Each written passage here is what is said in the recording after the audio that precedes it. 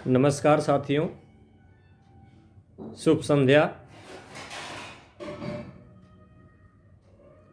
साथियों, आज मैंने सोचा कि अलंकार जैसे महत्वपूर्ण व्याकरण के टॉपिक पर एक वीडियो बनाया जाए। यह हमारे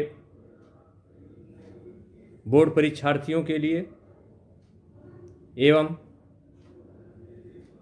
6 से 12 तक की क्लास के सभी विद्यार्थियों के लिए फायदेमंद साबित होगा।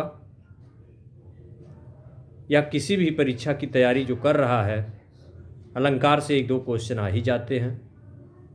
प्रतियोगी परीक्षाओं में सामान्य हिंदी के अंतर्गत 1-2 क्वेश्चन अलंकार से पूछ लिए जाते हैं। उन सबके लिए अत्यंत उपयोगी सिद्ध होगा। इसी विश्वास के साथ मैं इस वीडियो को बना रहा हूँ। सबसे पहले मैं अलंकार शब्द का अर्थ बताऊंगा। अलंकार शब्द का अर्थ होता है आभूषण, जो सौंदर्य को बढ़ा देता है। जैसे कोई महिला है, उसने आभूषण पहन लिया, श्रृंगार कर लिया, तो उसका सौंदर्य जो है और बढ़ जाता है। यही काम अलंकार भी करता है। काव्य की शोभा बढ़ा देता है, कविता की शोभा को बढ़ा देता है। तो अलंकार का अर्थ क्या होता है? आभूषण। जिन मित्रों को कॉपी और पेन की सहायता से इसको नोट करना है, वो नोट भी कर सकते हैं। वैसे मैं इतने सरल शब्दों में इसको समझा रहा हूँ कि आपको वीडियो देखते ही याद हो जाएगा।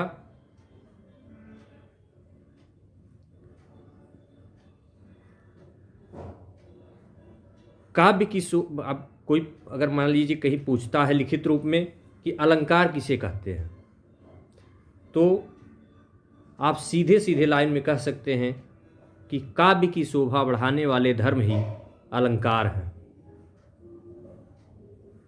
अलंकरोति इति अलंकारः, जो अलंकृत करे, शोभा को बढ़ा दे, सौंदर्य को बढ़ा दे, वही अलंकार है। मित्रों, अब हम चर्चा करते हैं अलंकार के भेद के बारे में। अलंकार 2 प्रकार के होते हैं। Number 1 शब्दालंकार, number 2 अर्थालंकार। शब्दालंकार में आपके जो मुख्य अलंकार हैं वह अनुप्रास अलंकार है, यमक अलंकार है, श्लेष अलंकार है। और भी अलंकार हैं, लेकिन ये तीनों मेन हैं। और अर्थालंकार में आपके जो मुख्य हैं, उपमा है, रूपक है, उत्प्रेक्षा है, अतिशयोक्ति है, मानवीकरण है, ये सब आपके और भी अलंकार हैं। लेकिन यह मुख्य जो हैं उनके बारे में हम चर्चा कर रहे हैं, जो खास करके 6 से 12 तक के विद्यार्थियों के लिए अत्यंत उपयोगी सिद्ध होगा और प्रतियोगी छात्रों के लिए भी अत्यंत उपयोगी होगा। तो सबसे पहले हम शब्दालंकार की चर्चा करते हैं।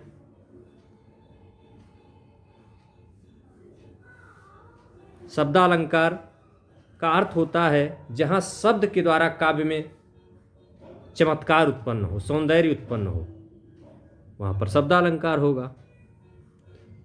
और जाहिर सी बात है, जहाँ पर अर्थ के द्वारा काव्य में चमत्कार उत्पन्न होगा, वहाँ अर्थालंकार होगा। जहाँ पर शब्द के द्वारा चमत्कार उत्पन्न हो, वहाँ शब्दालंकार, और जहाँ पर अर्थ के द्वारा चमत्कार उत्पन्न हो, वहाँ अर्थालंकार। अब शब्दालंकार के जो 3 मुख्य अलंकार हैं उसको आप समझ लीजिए। अनुप्रास अलंकार, इसमें पहला अलंकार है अनुप्रास अलंकार। अनु का मतलब होता है बार बार, और प्रास का अर्थ है अक्षर। जहाँ पर एक ही अक्षर बार बार आए, वहाँ कौन सा अलंकार होगा? अनुप्रास अलंकार। जहाँ पर एक ही वर्ण, एक ही अक्षर बार बार आए, वहाँ अनुप्रास अलंकार होता है। यही इसकी परिभाषा है। इसके उदाहरण में आप ले सकते हैं तरनी तनुजा तट तमाल तरुवर बहुछाए। इसमें तय वर्ण देखिए एक लाइन से आया है, कई बार आया है। तो इस तरह की स्थिति जहाँ भी होगी वहाँ हम अनुप्रास अलंकार समझ लेंगे तुरंत। परिभाषा हमने आपको बता दिया, उदाहरण आप इसको दे सकते हैं, तरन तनुजा तट तमाल तरुवर बहुछाए। दूसरा अलंकार आता है यमक अलंकार। जब एक ही शब्द का दो या दो से अधिक बार प्रयोग किया जाए तो वहां पर क्या होगा, यमक अलंकार होता है।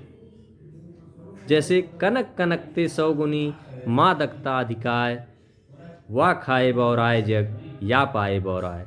यहाँ कनक कनक 2 बार आया है, एक ही शब्द है लेकिन अर्थ 2 है। एक कनक का अर्थ है धतूरा और एक कनक का अर्थ है सोना, स्वर्ण जिसको कहते हैं। तो शब्द तो एक ही शब्द 2 बार आया लेकिन दोनों के अर्थ अलग अलग हैं। तो मैंने इसकी परिभाषा में आपको बताया कि जहाँ पर एक शब्द 2 बार आए या 2 से अधिक बार आए और उसके अर्थ अलग अलग हों, वहाँ पर आपका यमक अलंकार होता है। तो यहाँ पर क्या होगा, यमक अलंकार। तो आप अगर उदाहरण के रूप में इसको देना चाहें तो एक बार फिर से सुन लीजिए। कनक कनकते सौगुनी माँ दकता अधिकाय, वाह खाए बौराए जग या पाए बौराए। यानी एक धतूरा है, उसको खाने से आदमी बौरा जाता है, और एक सोना है, बौरा मतलब पागलपन की स्थिति, और एक सोना है जो आदमी पाता है तो उसका माया रूपी जो एक वो होता है वो बढ़ जाता है, मतलब थोड़ा सा ओवर कॉन्फिडेंट में हो जाता है, ओवर कॉन्फिडेंस हो जाता है। तो वो भी एक थोड़ा सा पागलपन की स्थिति ही कही जाएगी कि आदमी अपने आप को बहुत भारी समझने लगता है। तो आप इस उदाहरण को दे सकते हैं, कनक कनकते सौगुनी माँ दकता अधिकाय, वाह खाए बौराए जग या पाए बौराए। तीसरा अलंकार है श्लेष अलंकार। जब कविता में एक ही शब्द के कई अर्थ हों,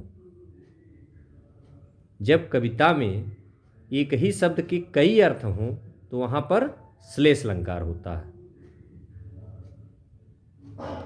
जैसे सुबरन को खोजत फिरत कवि व्याभिचारी चोर। यहां सुबरन शब्द जो आया है इसके कई अर्थ हैं। कवि के लिए सोचेंगे तो इसका अर्थ निकलेगा सुंदर अक्षर, सुवर्ण यानी सुंदर अक्षर, सुवर्ण। व्यभिचारी के लिए सोचेंगे तो सुंदर रूप। चोर के लिए इसका अर्थ निकालेंगे तो सोना।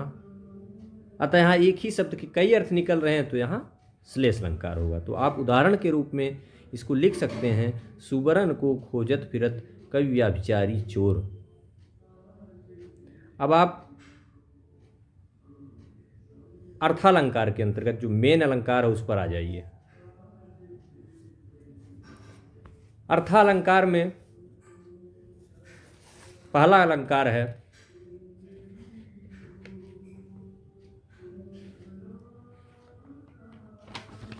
उपमा अलंकार। उपमा अलंकार में आपको 4 शब्द, सबसे पहले बेटा क्लियर बता दे रहा हूँ साथियों, 4 शब्द जानना सबसे पहले ज़रूरी है, क्योंकि इसकी ज़रूरत आपको उपमा में अलंकार में भी पड़ेगी, रूपक अलंकार में भी पड़ेगी, उत्प्रेक्षा अलंकार में भी पड़ेगी। और इसको अगर आप समझे रहेंगे तो चाहे वो प्रतियोगी छात्र हों, चाहे बोर्ड के छात्र हों, चाहे वो किसी भी क्लास के छात्र हों, उनको हमेशा आसानी होगी अलंकार को समझने में। तो उपमा के 4 अंग होते हैं। पहला होता है उपमेय, दूसरा होता है उपमान, तीसरा होता है वाचक, चौथा होता है समान धर्म। वो आप ये समझ लीजिए कि उपमेय किसे कहते हैं। अगर ये 4 अंग आप समझ लेंगे तो बाद में परिभाषा को बनाने में आसानी हो जाएगी और आपको समझने में भी काफ़ी आसानी होगी। मैं बहुत सरल शब्दों में आपको इन 4 अंगों के बारे में, उपमा के जो 4 अंग हैं, इसको समझा रहा हूँ। तो साथियों, हम चर्चा कर रहे थे उपमा के 4 अंगों के बारे में। इसको मैं एक उदाहरण के माध्यम से आपको समझाऊंगा और बहुत ही सरल भाषा में समझाऊंगा। 4 अंग में पहला अंग है उपमेय। जिस वस्तु या व्यक्ति की दूसरे से तुलना की जाती है वह प्रस्तुत वस्तु आपका उपमेय हो गया। जैसे है हरिपद कोमल कमल से, इसमें हरिपद की तुलना कमल से की जा रही है, तो यहाँ हरिपद की तुलना की जा रही, तो हरिपद क्या हो गया? उपमेय। दूसरा होता है उपमान। जिस वस्तु या व्यक्ति से तुलना या समता की जाए वह उपमान कहा जाता है। यहाँ हरिपद कोमल कमल से, इस उदाहरण में हम तुलना हरिपद की किससे कर रहे हैं? कमल से। तो कमल क्या हो जाएगा? उपमान। वाचक, तीसरा अंग है वाचक। उपमेय और उपमान की समानता सूचक शब्द जो है, यानी से जो आ रहा, हरिपद कोमल कमल से, यहाँ से वाचक हो जाएगा। चौथा अंग आता है समान धर्म। समान धर्म में आपका कोमल हो जाएगा, हरिपद कोमल कमल से। समान धर्म का मतलब होता है उपमेय और उपमान में रूप, गुण, स्वभाव अथवा क्रिया की समानता ही समान धर्म कहलाती है।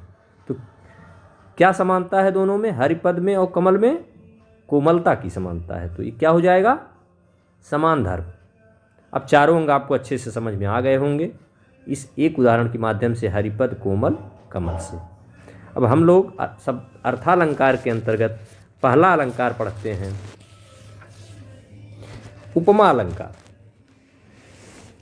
जहाँ गुण, स्वभाव, धर्म में समान लगने वाली 2 वस्तुओं की परस्पर तुलना की जाए वहाँ उपमा अलंकार होता है। ऐसे भी आप बोल सकते हैं जहाँ एक वस्तु की दूसरे वस्तु से गुण, स्वभाव या धर्म के कारण तुलना की जाए वहाँ पर उपमा अलंकार होता है। आप इसको परिभाषा के रूप में लिख सकते हैं। और मैंने जो उपमा के अंक को समझाने के लिए जो उदाहरण दिया है, आप इसको उदाहरण यही दे सकते हैं, हरिपद कोमल कमल से। अब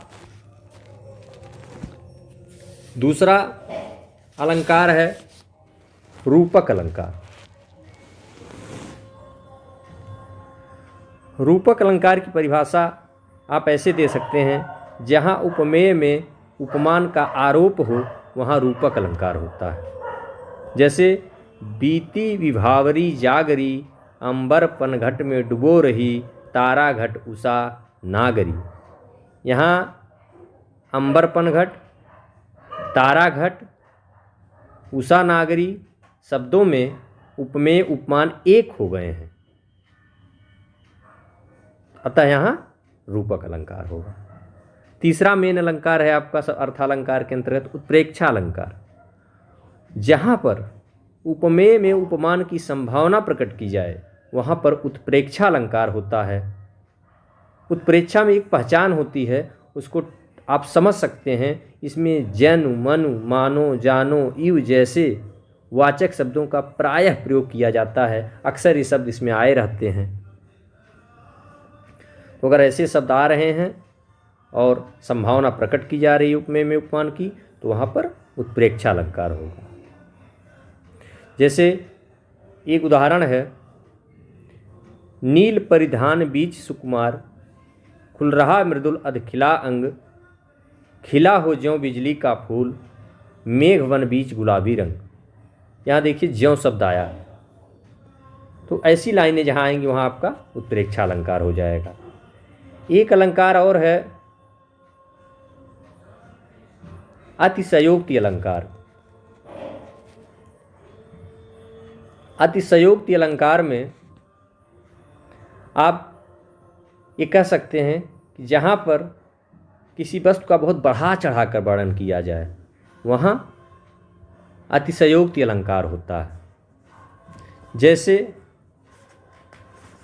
कोई भी उदाहरण आप दे सकते हैं जहाँ किसी वस्तु का बहुत बढ़ा चढ़ा कर वर्णन किया जाए, लेकिन मैं आपको एक आसान उदाहरण अक्सर आप लोग सुने होंगे, हनुमान की पूंछ में लगन न पाई आग, सगरी लंका जली गई, गए निशाचर भाग। यहाँ पर देखिए अतिशयोक्ति मतलब बहुत बढ़ा चढ़ाकर वर्णन किया जा रहा है। तो इस तरह की स्थिति जहाँ पैदा हो वहाँ अतिशयोक्ति अलंकार होगा। एक अलंकार और है मानवीकरण अलंकार। जहाँ पर प्रकृति में मानवीय गुण और क्रिया व्यापारों का आरोप हो वहाँ पर मानवीकरण अलंकार होता है। जैसे मेघमय आसमान से उतर रही है संध्या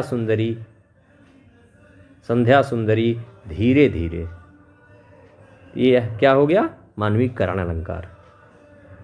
तो ये शब्दालंकार और अर्थालंकार के मुख्य अलंकार हो गए।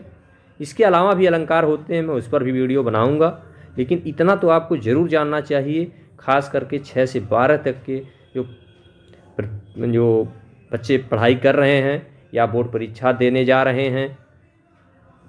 9th का मैंने CBSE का सिलेबस देखा तो उसमें अलंकार में इतने ही अलंकार हैं, मैं उसी को आधार मानते हुए यह वीडियो बना दिया। फिर अन्य अलंकार जो छूट रहे हैं उसको मैं पुनः वीडियो के माध्यम से आप तक प्रेषित करूंगा। और इस वीडियो को अगर आपको लगता है कि वास्तव में समझने में काफ़ी आसानी हुई और उपयोगी है तो आप लोग चैनल को सब्सक्राइब और लाइक ज़रूर करें, बेल आइकन को ज़रूर दबाएं। इससे आपको ये फ़ायदा होगा कि मैं जब भी कोई वीडियो हिंदी साहित्य से संबंधित डालूंगा यूट्यूब पर तो आपको तुरंत नोटिफिकेशन पहुंच जाएगा, आप उसको देख सकेंगे, उसका लाभ उठा सकेंगे। धन्यवाद मित्रों।